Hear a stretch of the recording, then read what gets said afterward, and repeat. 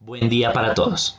El día de hoy vamos a hablar de aplicaciones y características de las electrobombas de superficie. Bienvenidos. Antes de comenzar, me gustaría recordarles que el diseño y la producción de las electrobombas de Pedrodolo es 100% italiano.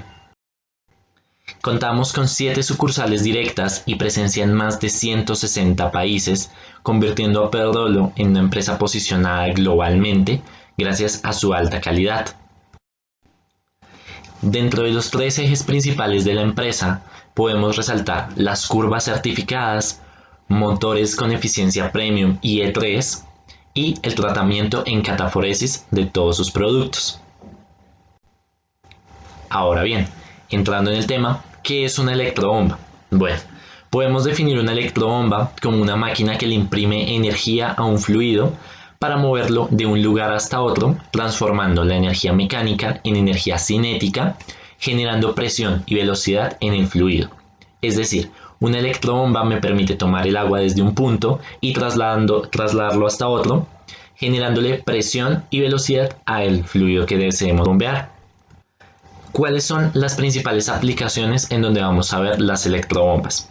Bueno, principalmente las vamos a encontrar en llenado de tanques, para el llevar el agua a un bebedero de animales, en el lavado de autos, sistemas de riego que pueden ser por aspersión, por goteo, por inundación, entre otros, recirculación que puede ser en piscinas, lagos de piscicultura, torres de enfriamiento, aires acondicionados, calderas o fuentes. ¿Cuáles son los componentes internos de una electrobomba que le permiten alcanzar el trabajo que deseemos? Bueno, lo podemos encontrar en 3 partes: una hidráulica, un soporte del motor y un motor. Cada una de estas partes cumple una función específica. La parte hidráulica me permite todo el movimiento de agua gracias al impulsor, que puede ser en bronce, en acero inoxidable o en latón. El soporte del motor aísla la parte hidráulica y la sostiene para mantener la unidad al motor que lo componen: un embobinado, un eje en acero inoxidable y un ventilador principalmente. Todas estas piezas hacen una fusión perfecta, permitiéndole a la máquina generar presión y velocidad al fluido. Bueno, vamos a ver cómo interpretar la placa de una electrobomba. Esta información es muy importante a la hora de poder tener un producto y desear poder manejar la información del mismo.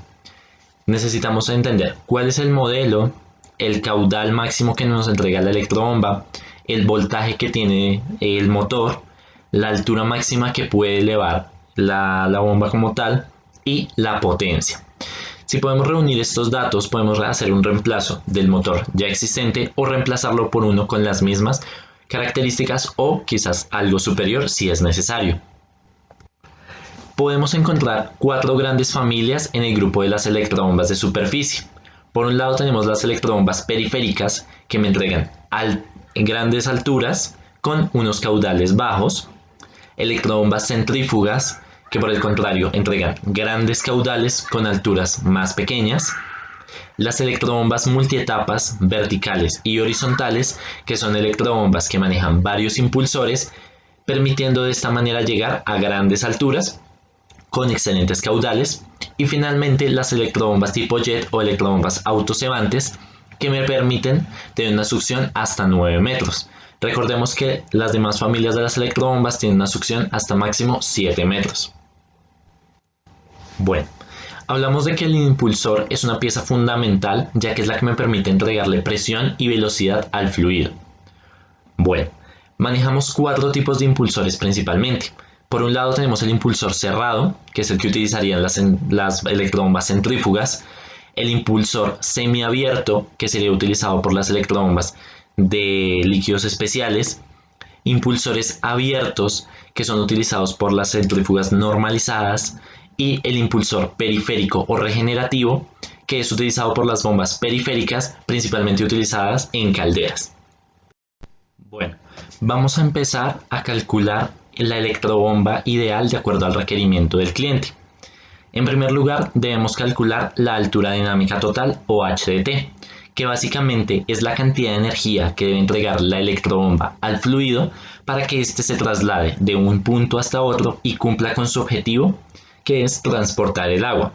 Que como vimos tenemos diferentes aplicaciones en las que podemos necesitar transportar agua. Bueno, el HDT o altura dinámica total está dado en altura de succión más altura de descarga más pérdidas por fricción más presión de trabajo por accesorios críticos. Vamos a desenglosar un poco cada uno. Muy bien. La altura de succión es la diferencia de nivel vertical entre el ojo de la succión de la bomba y el nivel de agua del depósito de la succión, normalmente dado en metros.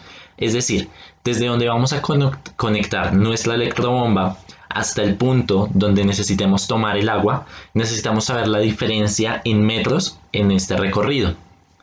La altura de descarga hace referencia a la altura máxima que debe alcanzar la electrobomba para cumplir con su objetivo. También normalmente es dado en metros. Es decir, si tuviéramos una torre de enfriamiento, una torre para llenar un tanque o algo por el estilo, necesitamos tener en cuenta la altura máxima de esta torre para de esta manera poder determinar el equipo. Pérdidas por fricción. Las pérdidas por fricción son la energía que se requiere o la energía que se pierde en la tubería por esa fricción que se ocasiona a través del recorrido. También se genera con los accesorios de agua durante el recorrido, entiéndase los codos y demás accesorios. Importante recalcar que a menor diámetro de la tubería, mayor va a ser la fricción.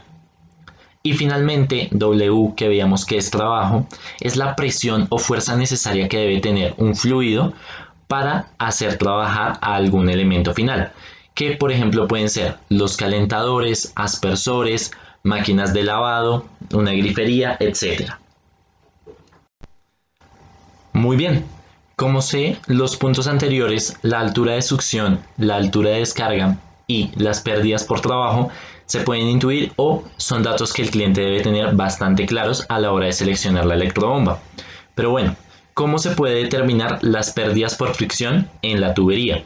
Bueno, en esta pequeña tabla podemos determinar que las pérdidas por fricción están dadas principalmente en el diámetro de la tubería, el material de la tubería, el caudal y los accesorios.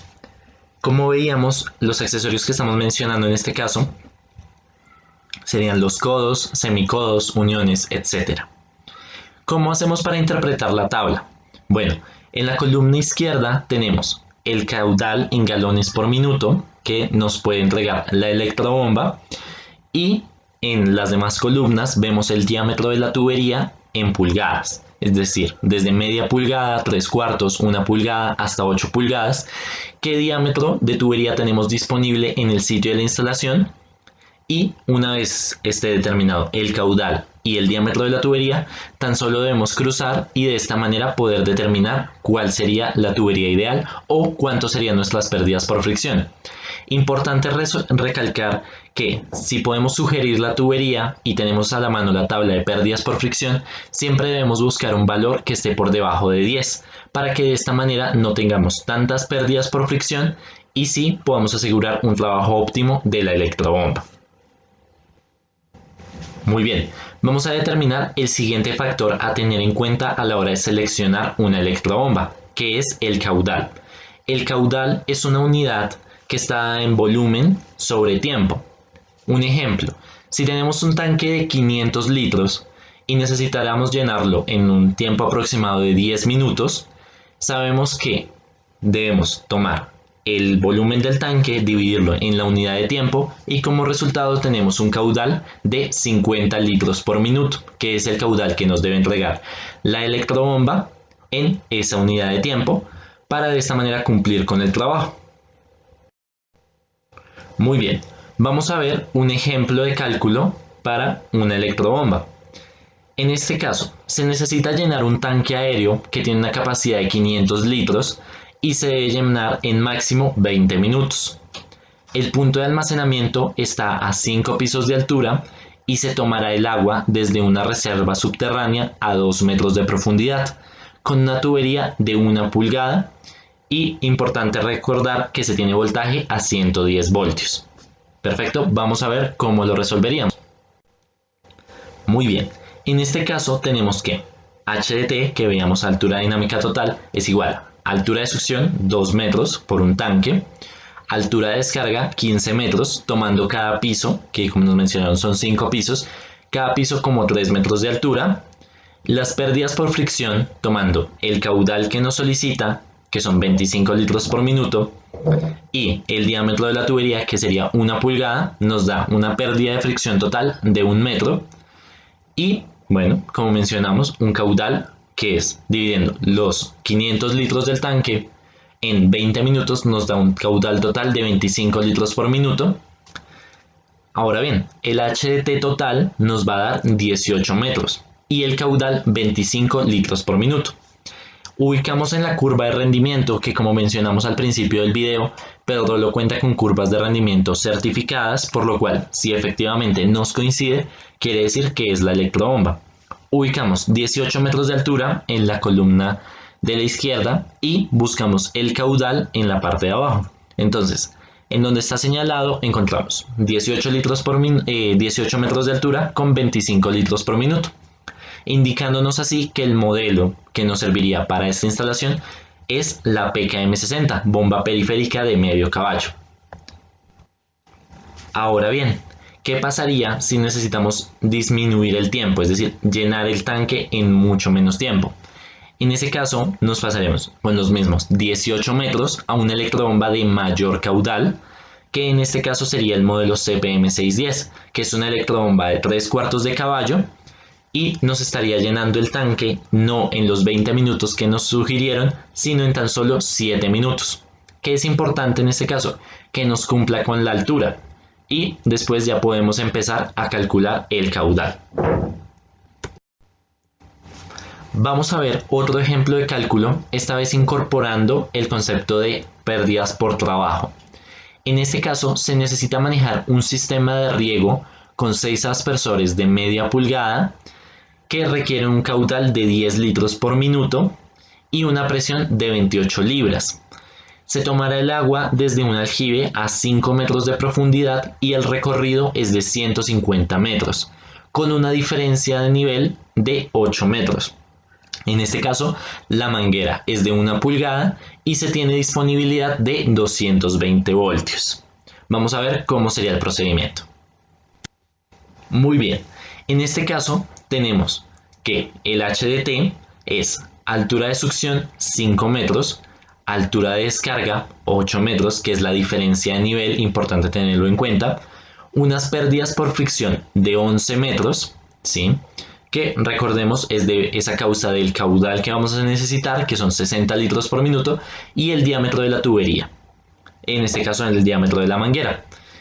Las pérdidas por trabajo que nos menciona el aspersor son 28 libras, nos da 20 metros más de HDT, por lo cual tenemos una altura dinámica de 44 metros y un caudal de 60 litros por minuto.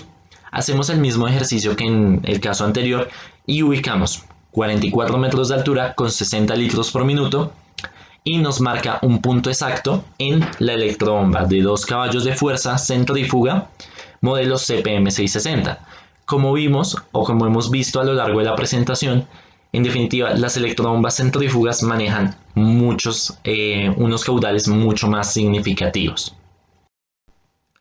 Ahora bien, en los dos ejemplos hablamos del voltaje. ¿Por qué es importante o por qué debemos determinar el voltaje antes de realizar la venta o la asesoría de un equipo? Es importante porque contamos con 4 tipos de voltaje: 110 voltios o 220 voltios monofásico y 220 o 440 voltios trifásico. En el momento que conectáramos una electrobomba a un voltaje erróneo, sencillamente podemos generar un daño completo de la máquina, generando así una pérdida total, por lo cual es importante indagar en este aspecto. Antes de continuar, me gustaría recordarles que contamos con un canal de YouTube y una página en Instagram en donde podemos encontrar diferente material multimedia, en donde podrán encontrar algunas ayudas que nos servirán para poder aclarar muchas dudas.